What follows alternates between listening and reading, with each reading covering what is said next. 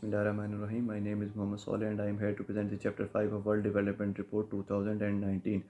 Basically, this chapter underlines how the returns vary when we move from the emerging economies to the advanced economies, and it highlights the factors responsible for the income disparity among the different countries, among the employees of the different countries, and proposes ways to narrow down that gap. जो reasons हैं उनमें से सबसे पहली जो reason है difference in education standards. जो first world countries हैं और जो इमर्जिंग कंट्रीज़ हैं उनके एजुकेशन स्टैंडर्ड्स में बहुत ज़्यादा फ़र्क है. जो स्किल सेट और जो लर्निंग अपॉर्चुनिटीज़ एक एडवांस इकोनॉमीज़ के जो एजुकेशन इंस्टीट्यूट्स दे रहे होते हैं वो इमर्जिंग इकोनॉमीज़ में नहीं दे रहे होते. Therefore the emerging economy students face a double jeopardy, because when they pass out they are not equipped with the skill set and they are unable to get the jobs in the formal sector. اور اگر اس formal sector میں job لے بھی لیں تو they earn less than the educated ones. Omni presence of informal sector ایک اور reason ہے. بڑا ڈومینیٹ کر رہا ہوتا ہے انفارمل سیکٹر میں جو ہے وہ انفارمل سیکٹر سب سارا افریقن کنٹریز کی بات کریں تو 70% آف دیئر اکانومی جو ہے وہ آکوپائی کی ہوئی انفارمل سیکٹر نے. سب ایشین کنٹریز میں اٹ اسٹینڈ 60%, اور اگر آپ لیٹن امریکن کنٹریز کی بات کریں تو 50% ہے. جو سب سے بڑا مسئلہ انفارمل سیکٹر کا, it is very slow to change. It takes time to get to the formal sector. India کو اگر ہم دیکھیں تو آئی ٹی سیکٹر میں بڑا بوم آیا, بڑی انہوں نے نیوکلیئر پاور بنے ہیں وہ لوگ, اور اسپیس ٹیکنالوجی میں بہت زیادہ امپروو کیا انہوں نے, لیکن ان کا انفارمل سیکٹر جو ہے اٹ اسٹل اسٹینڈرڈ 90%. تو وہ ابھی تک جو ہے فارمل سیکٹر میں ٹرانسفارم کرنے میں کامیاب نہیں ہوئے. اگر سبسیکوینٹلی دیکھا جائے تو انفارمل سیکٹر جو ہے it provides less learning opportunities, بڑا لیس پروڈکٹیو کام ہوتا ہے. بیسیکلی جو کام چل رہا ہوتا ہے وہ بہت مینول ہوتا ہے, بہت موٹونمس ورک ہوتا ہے, تو کوئی نیا اسکل سیٹ ڈیولپ نہیں ہو رہا ہوتا ہے امپلائیز کا, and therefore they are unable to reap benefits that despite putting their efforts that their counterparts are getting in the formal sector. Advancement in technology کی بات کریں تو جو ایڈوانسڈ اکانومیز ہیں ان کا they are at the cutting edge of the technology, کیونکہ ان کی جو ورک فورس ہے وہ بہت زیادہ ایجوکیٹڈ ہے. ان کے کوگنیٹیو اسکلز جو ہیں وہ بڑے اسٹیمولیٹ کیے گئے ہوتے ہیں. ان کی تھنکنگ جو ہوتی ہے وہ تو اس کی وجہ سے جتنی بھی ڈیولپمنٹس دنیا میں آ رہی ہوتی ہیں وہ ساری کی ساری جو ہیں فرسٹ ورلڈ کنٹریز کی طرف سے آ رہی ہوتی ہیں. جو کچھ سلوشنز پروپوز کیے ہیں اس رپورٹ نے, اس میں سے سب سے پہلا ہے انفراسٹرکچر بلڈنگ. اگر آپ جو ٹاؤنز اینڈ ولیجز ہیں اور آپ کی جو کنٹری سائڈز ہیں ادھر اگر آپ اپنا انفراسٹرکچر امپروو کرتی ہیں گورنمنٹس, تو they encourage the businessmen to set up their facilities in these areas as well, so that the underprivileged people of these areas also get the benefit and get the opportunities to do the jobs in the formal sector as well. اس کے علاوہ اگر investment in human capital کی بات کی جائے, if you equip your young generation with the right skills تو they are more likely to get the jobs in the formal sector. تو آپ کا جو انفارمل سیکٹر ہے وہ سگنیفیکنٹلی جو ہے ریڈیوس ہو سکتا ہے آپ کی اکانومی سے. سمپلیفیکیشن آف پروسیجرز, میکسیکو کے ایگزامپل ہیں. 2002 انہوں نے جو ہے بڑے سمپلیفائی کر دیے اپنے پروسیجرز کو, بڑا اسٹریم لائن کر دیا, اور جو ان آفیشیل بزنسز ہیں وہ 25% جو ہیں وہ فارمل سیکٹر کی طرف جو ہے وہ موو کر گئے تھے. انٹروڈکشن آف ٹیکنالوجی, اگر ٹیکنالوجی کو انٹروڈیوس کروایا جائے اپنی کنٹریز میں, زیادہ سے زیادہ امبریس کیا جائے اس چیز کو, تو انفارمیلٹی جو ہے وہ ڈکریز ہونے کے چانسز بہت زیادہ ہیں. Thank you very much. Hi, this is Ms.Ahmed. Now I will be continuing the discussion on Chapter 5. Another factor that is highlighted here is working women. As everybody knows that from the start, women are less given importance as compared to the men. It has been quite improved now, but still some societies exclude women from work. There is also a gender imbalances in positions of power. In less than a fifth of firm is a woman the top manager. Across the world, 49% of women over the age of 15 are employed, compared with the 75% of men. These numbers mask wide differences among countries. In Sweden, 61% of women are formally employed. In Italy, the number is 40%. And in Pakistan and India, only 25 to 27% of women are in the labor force. Generally, women work in less economically productive sectors and in occupations with potentially lower on-the-job learning opportunities. Men outnumber women in every occupation. As you can see, only about a quarter of managers are women, and women are about 39% of professionals. Across occupations, women have a relatively higher presence in both clerical and services occupations, that is 44%.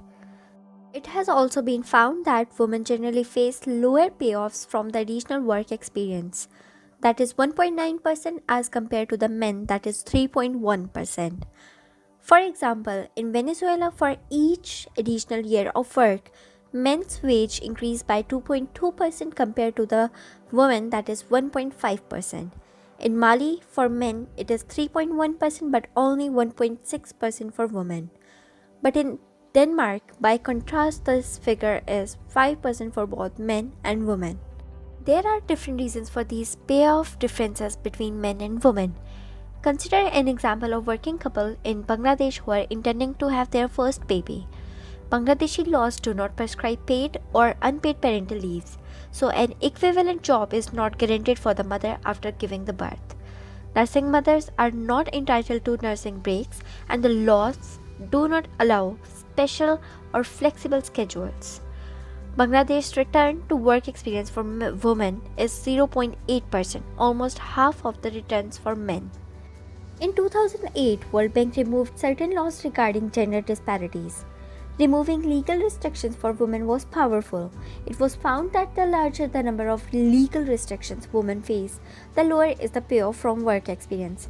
As you can see, at one end of the spectrum, Denmark, France, Netherlands, and Sweden have fewer legal gender restrictions and high returns to work from women.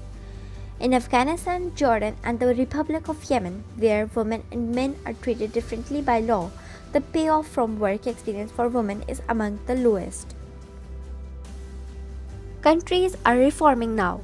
In 2015, Zambia made a Gender Equality Act to prohibit gender discrimination in employment.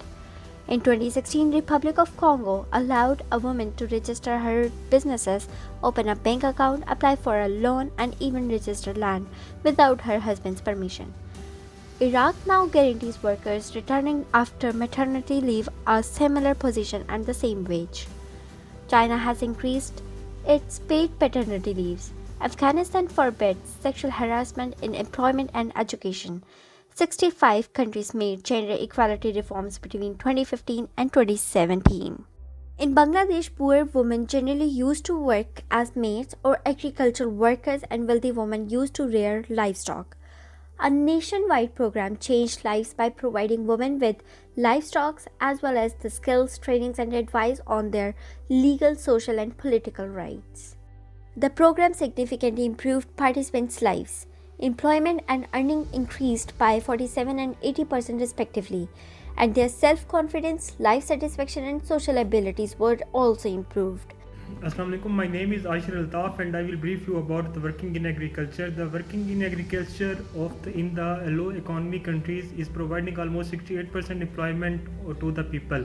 But on the other side, if we look at the employment on urban areas, and they are earning about 1.7% more income than the people living in the rural areas, and they are earning from the agriculture sector. Then why don't these people move towards the urban areas? Is that the jobs in the urban areas needs a fully educated person to get the job, and the people in the rural areas are not that much of the fully educated to get those jobs.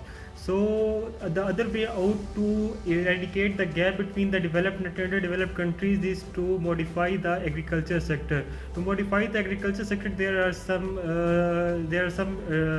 factors which should be improved. First, we should provide the agriculture training to the agriculture sector and the people doing people which are earning their living from the agriculture sector. If we look at the people who have got training and they have improved, for example, if we take Africa, a country in Africa increased 47% of their income after the training they got from in the agriculture sector. And if we look at Afghanistan, the training program was conducted in Afghanistan, and all the people who participated in the training almost increased 47% of their income. So, and the other factor is the improvement of the technology. There is a technology, we should use the technology in the agriculture sector. For example, the soil searching and the drone cameras and the cameras from the satellite. If we take the pictures from there, then we can explore that what our industry and what our fields are doing. On the other hand, we should give training on the exports, that so that our agriculture can export exports their products from abroad and in the country and even in the country. In Kenya, a mobile technology was used to update the insurance scheme for the agriculture sector. In another country, True Trade in Uganda, an application was launched to know about that what should be the price of their crops to exports, and what is the suitable price for them to export, so that a fair trade can be made by the farmers to the exports, and the exports should be done. Thank you. It was all for today for the working in agriculture topic. Thanks.